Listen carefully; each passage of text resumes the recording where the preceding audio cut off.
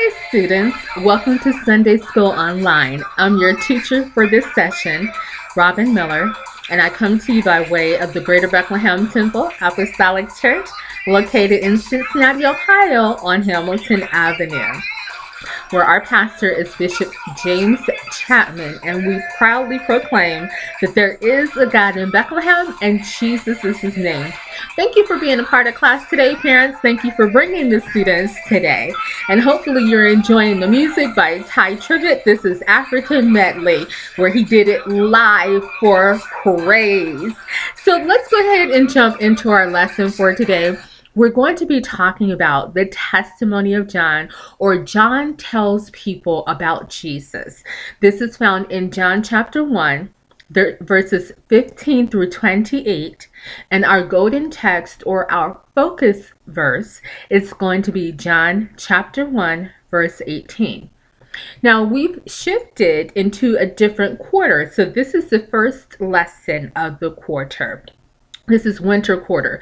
Last quarter, God had talked about, or we learned about God preparing his nation. And he did that by providing them provision. He did that by providing them instructions. Remember the 10 Commandments? And he also did that when his people needed it. He provided correction because he loved them and did not want to see them continue to make choices for themselves that weren't the best. So in this quarter, we're going to be talking about how God is preparing his disciples. Now, prepare. That's a word that means that you plan, that you go through a process. For instance, the first time that it snowed, and maybe some of you went out and made a snowman. I saw snowmen, or at least 2 snowmen at one house in my neighborhood. Now, when they decided to make a snowman, they went through preparation. We don't always think about it that way, but they didn't just get out of bed and say, I want to build a snowman, and zoom, they ran outside. That's not what happened. They went through the preparation. It was cold enough for snow, so that meant it was cold enough to put on extra clothes. So they made sure they had their gloves on. They made sure they had their hat on. Made sure they had their scarf on. Made sure they had their coat on. And some people, they may wear what they call coat hangers. And that's the winter outfit that it has the legs attached to the top, and you put it on and it looks like overalls, and then you put a coat on top of that, depending on how cold it was. So they went through preparation. They went through a plan. And that's what we're going to be learning about in this quarter, how God is preparing his people for different things, for relationship, to learn about him. So we're going to be looking at that. So the person that we're going to be talking about is, do you remember the title name? I'll repeat it. The Testimony of John, right? Or John tells his people about Jesus. So what do you remember about John? I know that we've had this in previous Sunday school lessons, not online, but we've had it in other Sunday school lessons. So what do you remember about John? Oh, that's good. Okay, what else? Very good. Those are some good things about John. So very good to all of you. Thumbs up. Okay, so I made a list of some things about John, and let's see if some of the things that you said are on that list, okay? So, John was Jesus's cousin. Did you remember that? Did you remember that they were related? Good. Okay, some of you did. Great job. So one other thing about John is that he received the gift of the Holy Ghost, or maybe you've heard it called the Holy Spirit, when he was very young. He was still a baby inside his mother's stomach, inside her tummy. You may have heard inside her womb, but he received the gift of the Holy Ghost, which is God's Spirit living on the inside of us and giving us the power to make good decisions and to honor God. So some other things about John.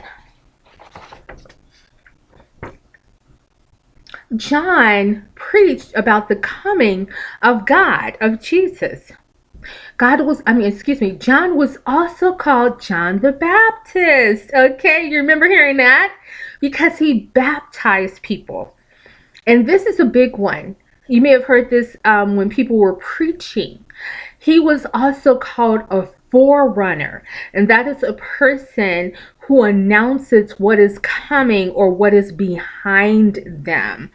So John was explaining or telling the people about Jesus, that he was coming, that the Messiah, the Savior that they had heard so much about, that they longed to see in person, that they were coming and that he was actually here.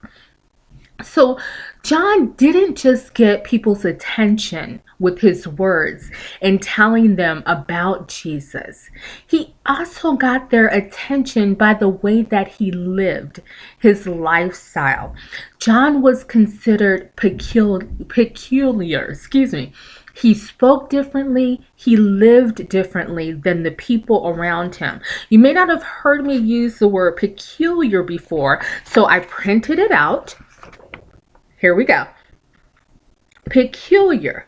So from, let me hold that up a little higher. It means strange or odd, unusual. And that's what John was. He was, the way that he lived, they really hadn't seen that too much before. And he was a bit odd to them. They didn't understand it, but they respected it.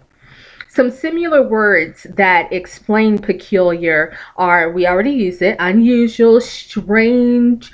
Sometimes you hear people say weird, or that it's funny or odd. But there's also another definition for peculiar.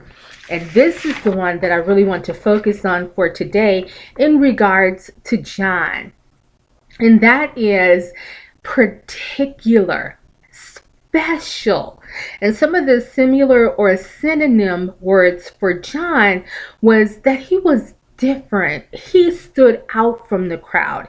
He was distinctive. He didn't do things the way everyone else did. Now, that's not to say every single thing that John did wasn't like other people.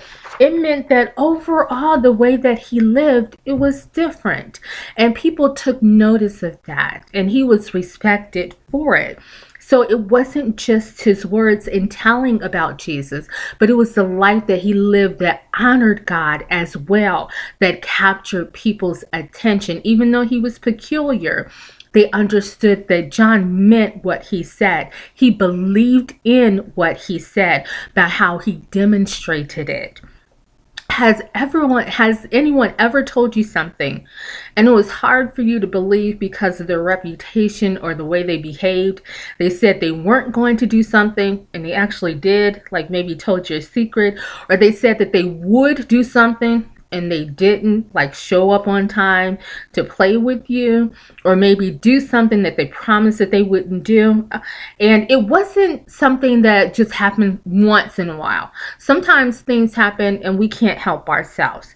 We are stuck in traffic and it takes us longer to get someplace, so we end up being late. We think that we can do something, but something else has come up and it makes it so that we have to make a choice, and sometimes this is more important than what we promised, so we have to call and make apologies. Like someone going to the doctor or the hospital because they hurt themselves, and that was unexpected. We didn't know. I'm not talking about things like that. I'm talking about someone who has a habit of doing it all the time, and it's hard to trust and believe in them. John wasn't that way, and that made him credible or trustworthy, and they could believe in the words that he was sharing. John urged the people to return to God, to be in a right relationship with him. Now, he may have done this by reminding them of what God had did for them in the past, how he made provision for them, how he loved them. And he loved them in spite of bad decisions that they had made and sometimes continued to make. But he was always there for them, looking after after them. He may have said those things. That's what prophets did in the past. They brought to the people's remembrance or reminded them of the God that loved them and the type of God that they served. But the way that the way that John did it is found in our focus text. He explained about God. And the way that it's written is in the King James Version, and I'm going to read it to you. No man hath seen God at any time. The only begotten Son, which is in the bosom of the Father, he hath declared him. Wow, those are some big words. So I also wrote it out or printed it out in what is called the Common English Version. And that means they use words that we use today, not just old language or old English, so that we can understand it a little better. It's the same thought, same concept, but they use different wording so that we get a better understanding. And it reads this way.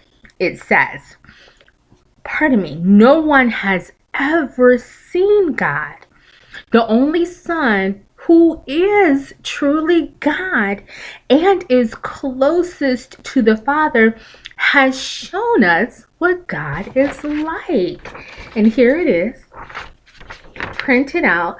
And what that means is that John was explaining the one that he was telling them was to come. This is the one that would tell them more about God, not just because of what he learned or what he studied.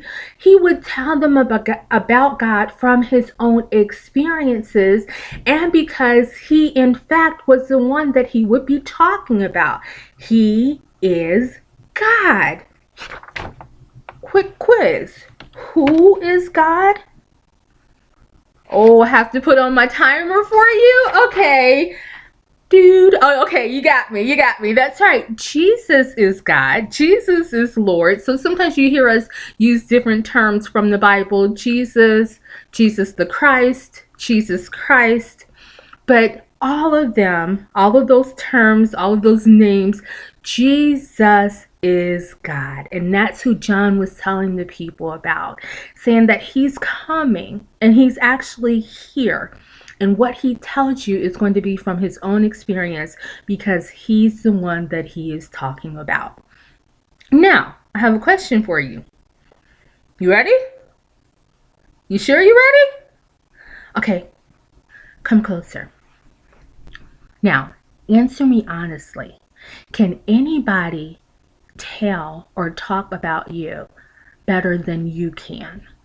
Do they know more about you than you do?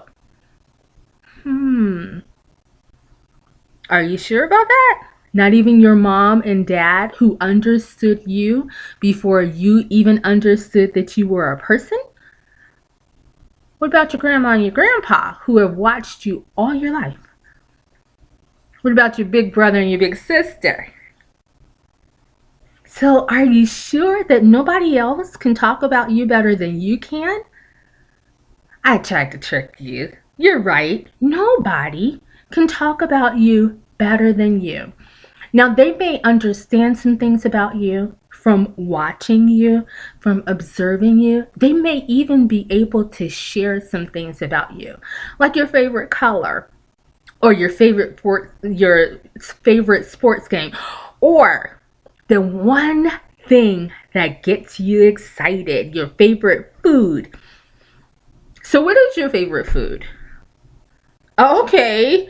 So some people, they just have a favorite flavor, chocolate, and they'll eat anything chocolate. Okay, what about you?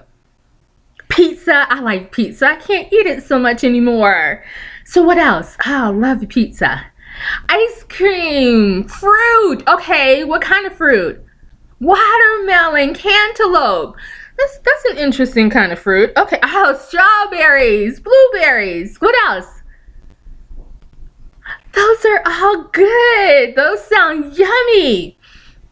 But, so my point is, people can share that, but can they share how you feel on the inside? Like when you get hungry.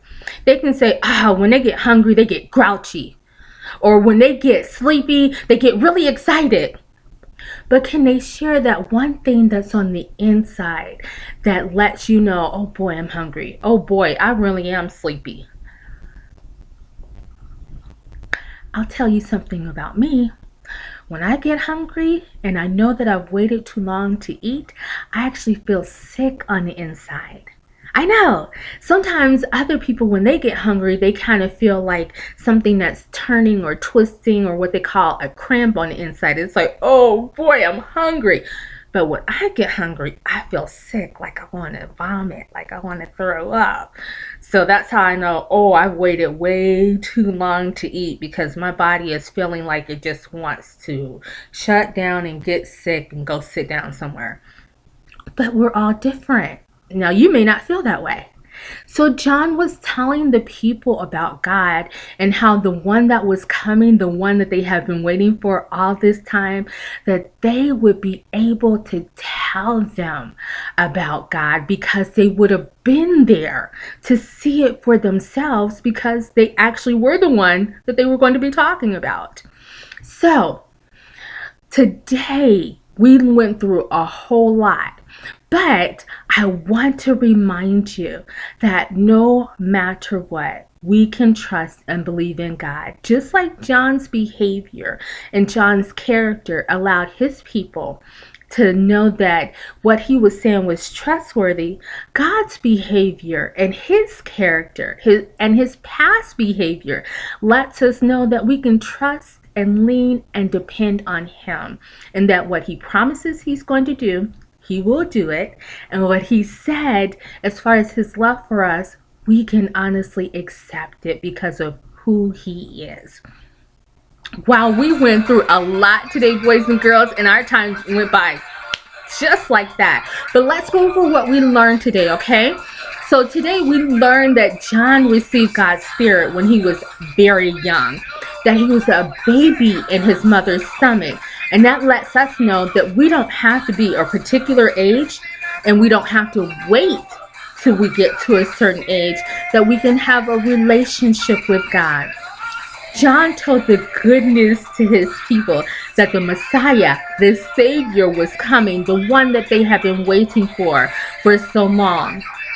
John was trustworthy in what he said because of the way that he lived and the way that he honored God with his lifestyle. He was peculiar. We are also called to be peculiar people, telling others about God, not just by our words, but the way that we live and the way that we behave.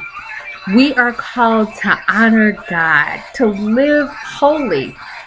And when we read the Bible and we see Jesus is telling or explaining about God, we know that we can believe it because he's giving his own experience about himself. Join me next time, students, when we're going to be learning about Jesus's or God's first followers, his disciples. Now that's going to be found in the same book, the book of John, chapter 1, verses 29 through 42. Take care, and I hope that you enjoyed the music from Thai Tribute African Medley, where they were talking about God and him being the Most High, proclaiming the attributes of God. Remember my saying from the VeggieTales and borrowing it again, God made you special, and he loves you very much. Take care. Bye.